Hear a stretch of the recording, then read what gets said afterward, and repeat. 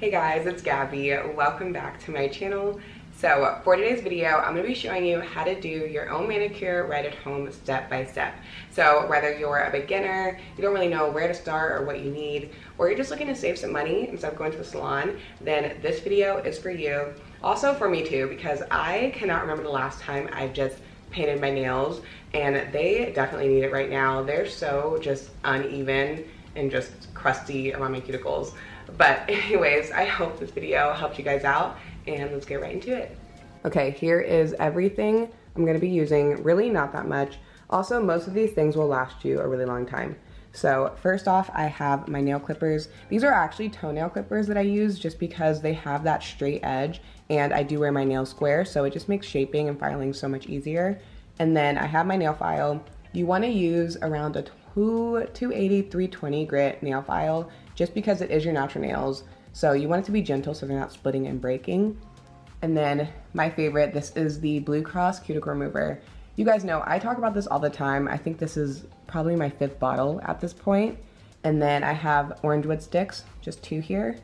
Nail trimmers, just in case I need that. I have an angled brush that I use for a cleanup brush.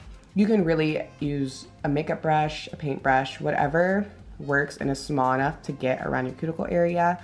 And then I have a makeup sponge just to clean that off if I need it. My base coat, top coat, and nail polish color for today. Nail polish remover, I do use acetone, which can be drying, so you can also just use regular nail polish remover too. And then I have my cuticle pen and some lotion. Before anything, you want to start by washing your hands, which I already did, and then you're going to use your nail clippers to cut your nails. So if you already have short nails, you can skip this step. Also, if my nails aren't that long, I'll just file instead of cutting them. But in this case, my nails are pretty long, and I just wanted them to be short and have a fresh start. So I'm just going to cut them and then move on to filing. Like I said, you want to stay around a 280 at 320 grit nail file, and you want to make sure you're filing in one direction. So because my nails are square, I'm just going straight across.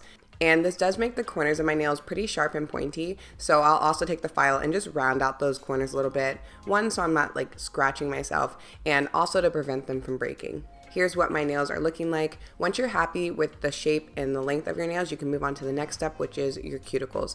So a cuticle is basically that dead skin on the base of your nail plate that's kind of dry looking, and you want to remove it because it's going to help your nails last longer and overall look better.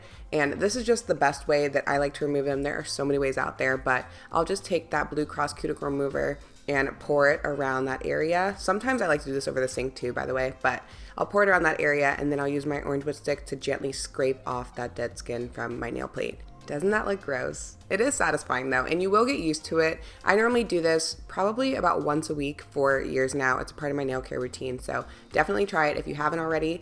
And then once I'm done doing that, I will go ahead and wash my hands. And I don't trim my cuticles anymore, just personal preference, but if I do have a hangnail or something, I will go ahead and use my trimmers to clip that off. After filing and removing your cuticles, your nails will look and feel so much better. Honestly, you could stop here, but of course I'm still going to show you the polish application. So first off, you're going to apply your base coat. This is going to do so many things. One, it's going to help your polish adhere to your nails better. It's going to help smooth out your nail and also prevent staining. I'm just applying a thin layer to each nail, and this is the OPI Natural Nail Base Coat. Base coat does dry pretty quickly, so after 2-3 minutes, you can go ahead and move on to your color. When it comes to painting your nails, this is really going to come down to what works for you. So for me, I always like to start in the middle of my nail, and then I'll go to the sides, back through the middle, and then to the other side. So that is it for the first coat. Again, you want to keep your layers nice and thin. If you get any on your skin, don't worry, we're going to clean that up later. A quick tip for painting with your non-dominant hand, I like to try to move the hand that I'm painting instead of the nail polish brush as much, and I'll also make sure my hand is on a surface just to prevent any shakiness. Also practice will help too, but that's what I'm doing here. I'm barely moving the brush, just the hand. After painting all 10 nails, I'm going to wait another 2-3 minutes and then go in with my second coat. If you're not sure if it's dry, you could always wait longer, it won't hurt. But for the second layer, I'm doing the same exact thing, except this time I'm going to take the nail polish brush and run it across the free edge of my nails. This is called capping the tip, and it's going to help prevent your nails from chipping so that they last longer. And again, keep these layers thin. If you're finding that your nails are never drying or they're chipping really easily, your coats may just be too thick. So if anything, it's better to do 3 or even 4 really thin coats instead of 2 thick ones. Once you're done with your final layer of color, you may have some mistakes, but that's okay. That's what the cleanup brush is for. So what I like to do is take the lid of the nail polish remover and fill it with some remover, and then I'll dip my brush right into there. And I'll just take the brush and wipe away any mistakes, clean up around my cuticle area. That's why you want a smaller brush too, so you can actually fit it in those small areas.